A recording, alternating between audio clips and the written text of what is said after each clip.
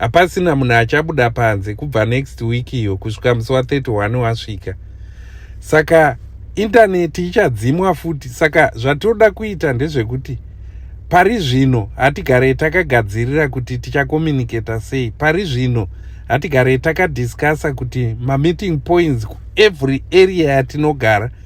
Munhu ega ega anoziva kuti vanhu vanosangana kupi. Kumusha sanganai pamatownship, kumastoro kuya mosangana ikoko mobuda. Kwese kumagrowth point mosangana ikoko. Kulian TV atibatike zvechobu. Ndadzoka vana veZimbabwe, muchazotwa neni gore rino ndimhovhu. Saka ndadzoka nenyaya nigirikini. Ndambotaurei zvangu naComrade Nyoka yeMabhunu. Tiri kufamba zvakanaka. Chinhu chadairwa ichi. But pano vakomana ava ED will never go without a fight. Ipapo toda kuti tibudirane pachena, kwete kurwisa vanhu aiwa.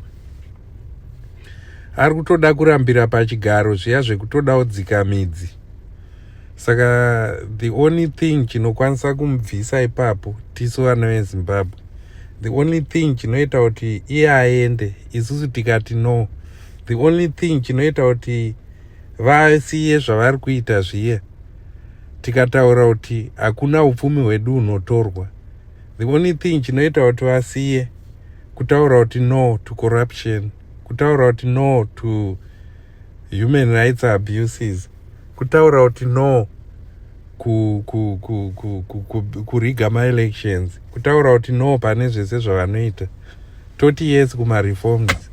Zimbabwe needs an overhaul, like from ground zero. We need to start from ground zero muZimbabwe. Saka nyaya yandiri kuuya nayo izvi tichataura zvedu kana taapa independence.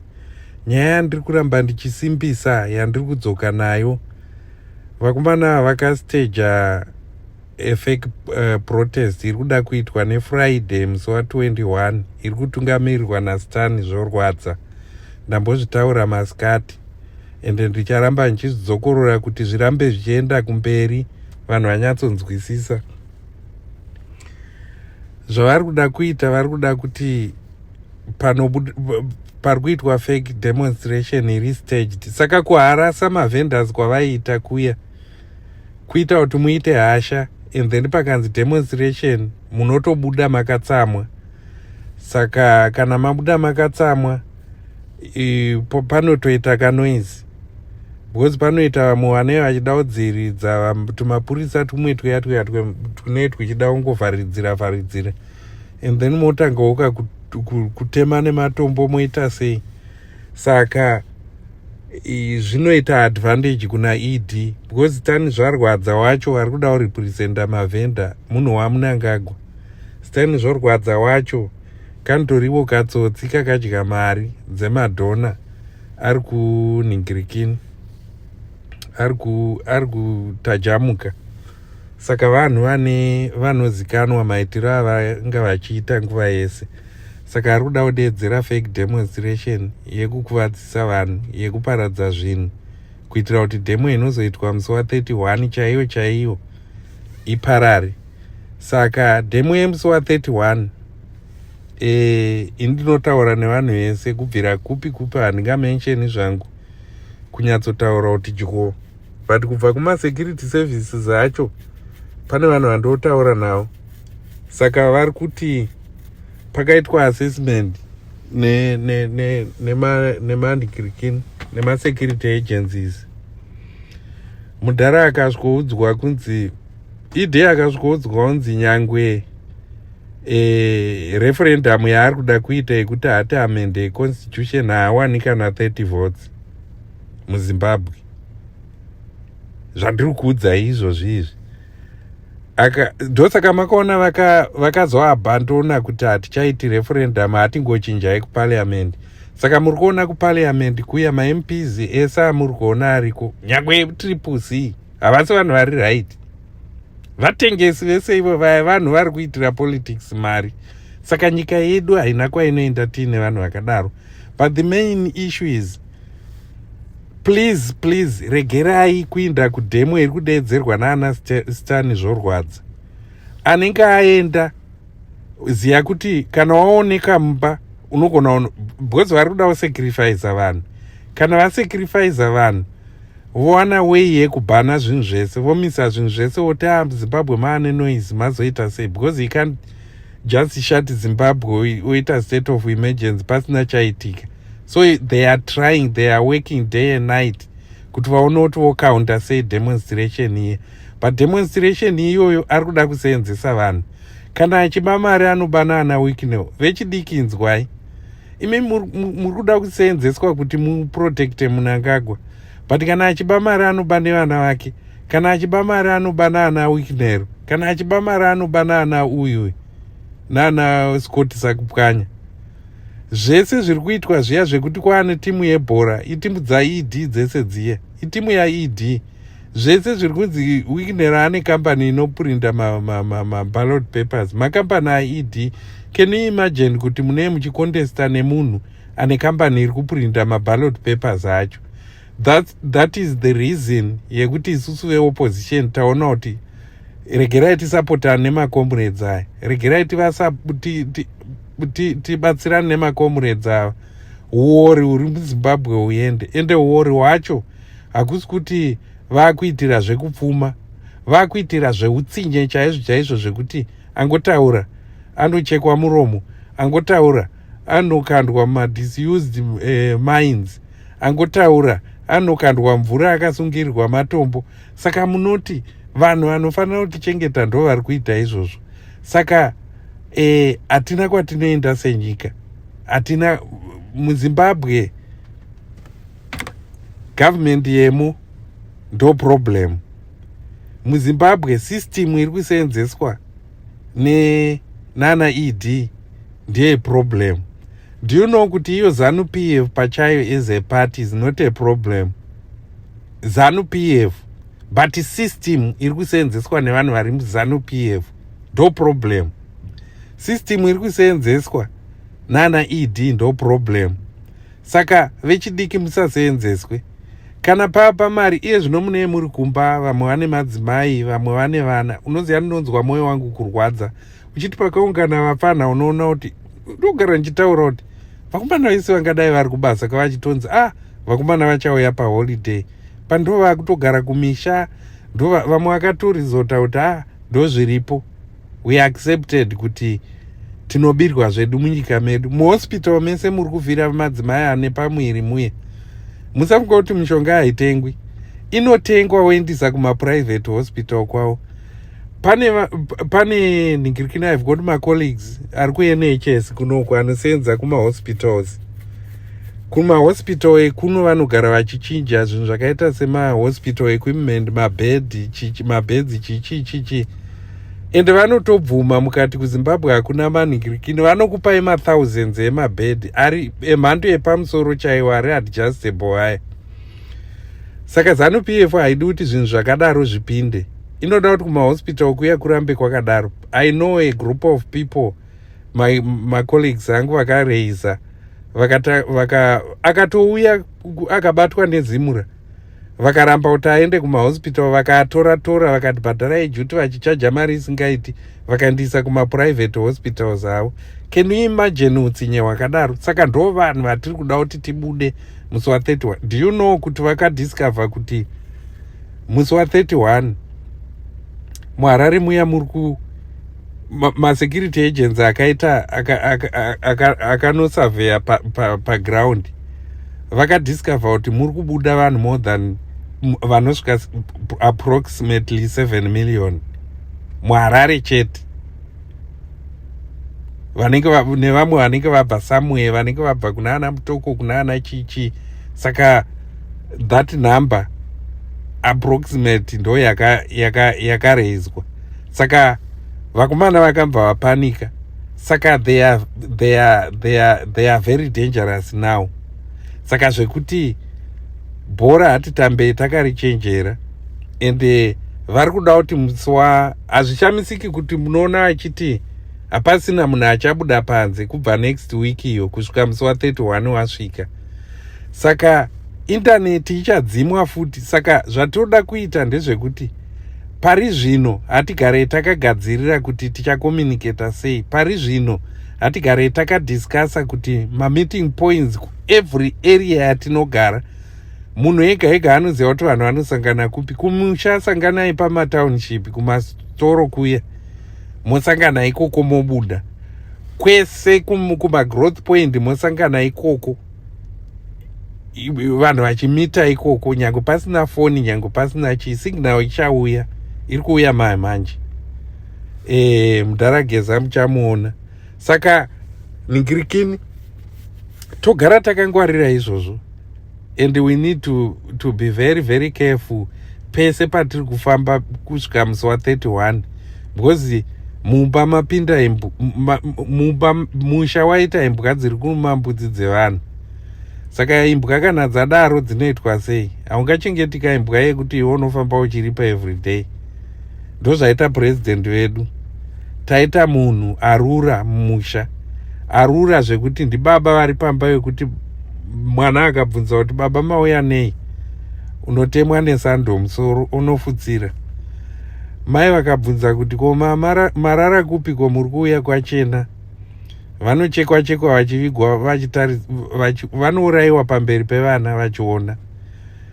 Sisi vakabvunza kuti ko mudhara baba maita sei, vanodedzerwa vanhu vanosvikovarepa vana vamwe vakatarisa. Saka kana taita benzi rakadaro mumusha, kana taita president akadaro mumusha, anenge achiri president here? These are thugs, havasi vanhu. Ende kutovati mathugs kutova bhiga, havana kategori yekuti tingavaisi. Saka muri kuona kuti zvinhu zvese zviri kuitika izvi zvine chiitiro chazviri kuita. But uyu ari kuramba kubva zvakanaka. Saka musi wa31 senge vechidiki takabirwa future yedu. Vanhu vakatibira future yedu tinovaziva: ana Priscilla Chigumba, ana Chavangu, ana Malaba vaya, nemajaji ese aya ari kusunga vanhu achiisa mujeri. Vanhu nyaya dzese dziya dzeguku rahundi dzinofanira kugara dzichitaurwa. Nyaya dzese dza2008 hapana munhu akapara mhosva anofanira kusiyiwa akadaro. Hapana munhu aiita semunhu anopenga wekuti anosiyiwa akadaro ozotanga kuti ndaitumwa. Hakuna zvinhu zvakadaro. We need to be accountable for our actions. Kuti kana uchiita chinhu, tinozvarwa tiine natural intelligence dzekuziva kuti nyange tikatora bhaibheri tikariisa uku, tokura zviri natural. We always know kuti you can't kill your mother. We always know that you can't hit your mother. We always know that you can't talk back to your mother. Zviri kuitwa izvozvi because vana vechidiki havasina kana respect. Vakupindura ana mai vavo, anotoona mai vake semukadzi. Vanofukunura mabhonzo evanhu vakafa vachitswanya-tswanya vachiita zvemadrugs. Saka muri kuona society yacho haisina kumira mushe. Pane mumwe munhu wandambonzwa achitaura achiti vakaisa statue yaana mbuya nehanda. Mirai ndikuudzei history. Munoziva history yevahera. Kumusha kwevahera kwana mhofu kubhoera, ndosaka kuchinzi kubhoera. Saka zvazvakaita manje zvakati vaive 5 ana mhofu. Saka kubhoera kwakasara nyashanu. Nobva vamwe vacho vakagovana kuna ana Mutekedza uku, ndo ana mudhara vangu. Saka Mutekedza nyashanu koya Sekemutema. Saka Sekemutema aive muhombe, akasumuka naWata Mufakos. I can't remember the other matateguru edu, mumwe wechi3. Saka zvavakasumuka nobva vanogara kwaSeke. Saka vagara kwaSeke, Wata Mufakos akaenda kunogara kuMufakos ikokuya, ndosaka kuchinzi kuMufakos, handiti. Saka abva ikoko akazoenda kuMazowe. Saka kuMazowe ndokwazoberekwa ana Charwe, ana mbuya nehanda. Saka muri kuona lineage yacho kuti yakabva pasi ichikwira yakadai, handiti. Saka pavanenge vachiisa zvimastatues zvavo zviya ana ED, Havatombozivi kuti dzinza racho rakamira sei, kana kuti hama dzacho ndedzipi, kana kuti dzadedzwa here, kana kuti hadzina. Anyway, it's a story for another day. Ndachikoda kundiclarify, pane munhu abuda achitaura achibvunza kuti ko hama dzacho dziri kupi. Tiri pano tisu stage iyoyo, kana ine handisati ndambosvikapo kuti ndoono kuti hama yedu yakaiswa papi. Saka anyway, saka nyaya yatiri kutaura ndeyekuti demo iri kudeedzerwa musi weFriday before musi wa31. Mavenda, please guys, don't attend. Musaattend. Ende zvese zviri kuitwa izvozvi sematauro andamboita zvekuvhiringai vachipwanya zvinhu zvenyu kuda kuprovokai kuti muite hasha. Saka itori strategy yavakatogarira pasi, vari kutogarira mamwe, but iri kutoda kuti ipasiswe manje yemusi weFriday. Saka you need to refuse to go there.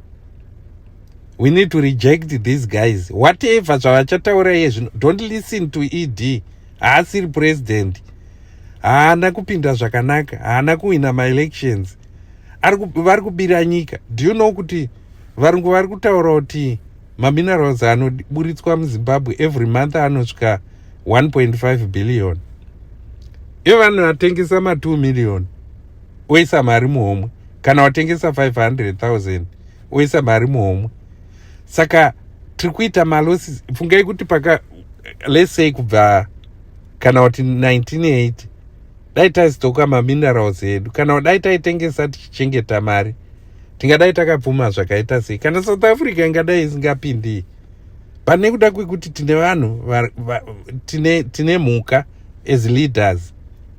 Takaisa mhuka dziya dzisingatemeki dziye, zvakafanana nekuisa bere kuti chiti leader.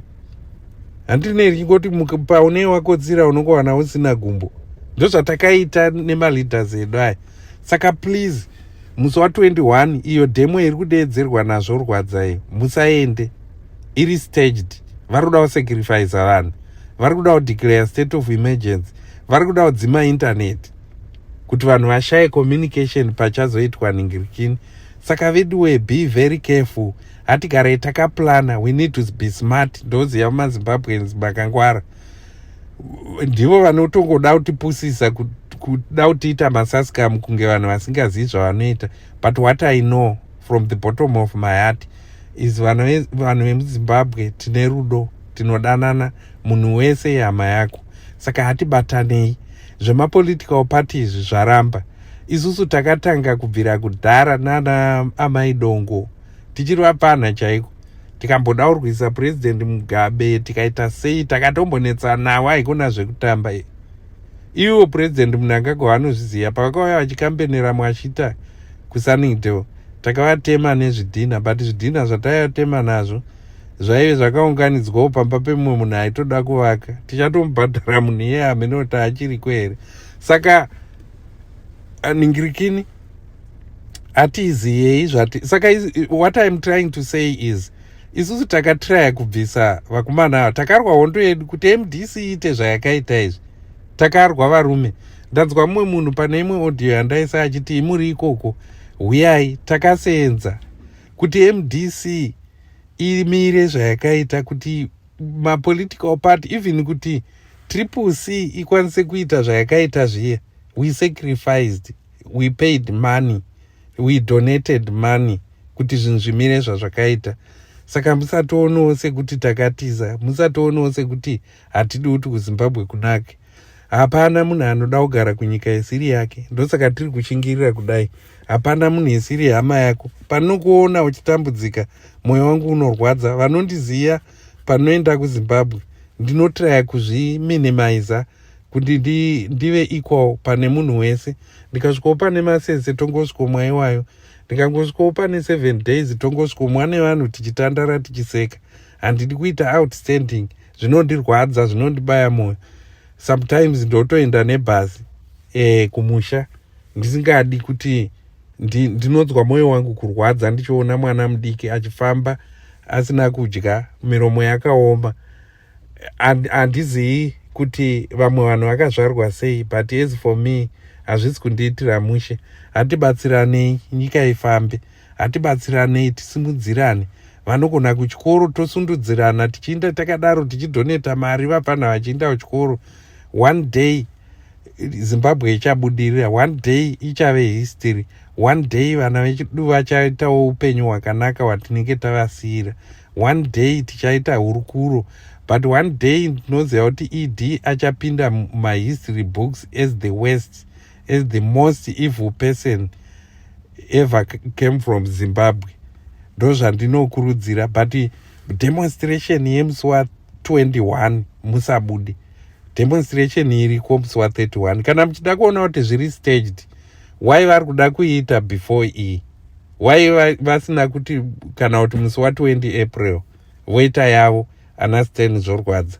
Saka ari kuda kukaunda, ari kutorwisana nesu maZimbabweans kuti pasaite change. Ari kurwisana nesu Stan zvorwadza kuti munhu angagwa aramba achiba maminerals. Ari kurwisana nesu kuti maelections ana Chigumba varamba vachimanipulata vanhu. Ari kurwisana nesu kuti tiite division. Ari kurwisana nesu kuti tivengane pachedu isusu. Ndo survival yanga ichiita ZANU-PF, yanga ichisurviva nemadivisions aripo. Even kuopposition kwedu munoona kuti tine vanhu vakabvira kudhara ari ma-MP 20 years. Tine vanawo vari kukura vanoda kuita takeover, vanoda kuita ma-MP, vane maplans, vane maideas akasiyana needu, vane maideas, manew ideas ariko yezvino. But it seems kuti zvinhu zvemapolitical party besides kuti ZANU-PF zvangofanana. Ipapapa tine ma-MP ari kupohwa mari naED kuparliament, but vanhu veopposition. That's why muri kunzwa nchiti mapolitical parties hatichaasiyai. Anoitwa zvawo ine New Zimbabwe, anenge achida kupinda anopinda. But kana takuita zvenyika hatichadi kunzwa zvepolitical party. Tinotora people from everywhere as long as they are Zimbabweans vo leader, kana vaine ma-leadership qualities. Munhu oleader kana aine skill, aine knowledge yekuita chinhu, ari mufield iyoyo to oleader. Zvinotineba lese kana kuti tiri kuda kugadzira 4x4 yakaipa kuZimbabwe isati yambogadzirwa. Munoziva kuti it's very simple. Tinotora varungu vari munomu vakaritaiswa, vakatosiyiwa mabasa, vaisenza kuJaguar, Land Rover, totora vakabva kuRolls Royce, totora vakabva kuJCB kana tichida kugadzira maCaterpillar. And those people vane experience, vanoziva kumoudha maengines, vanoziva kuita sei. Saka patinovatora, tikatora 10 vanomoudha maengines, totora 10 vanogadzira mabhodi, totora madesigners, and then totora vapana vedu ava vari kuinda kuchikoro, vanenge vachiita apprentice vachidzidzira through ivavo.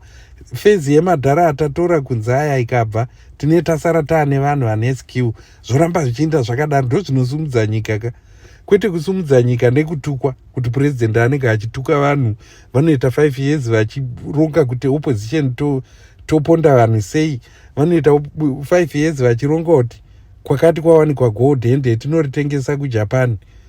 Kune nyika dziri kuvakwa nemasities emaminerals dziri kuvakwa, masities ari kuvakwa kune dzimwe nyika nemaminerals emuZimbabwe.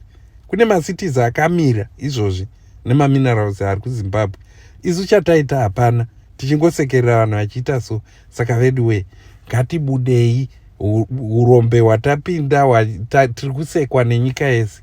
Ngoti kuZimbabwe chete vanotanga kutokunzwira tsitsi, especially varungu, kuti zvakaoma, handimaona.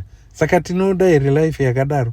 Tinoda here tichiti vamwe vedu pakati pedu kutambudzika ikoko ndo vari kuseenzeswa?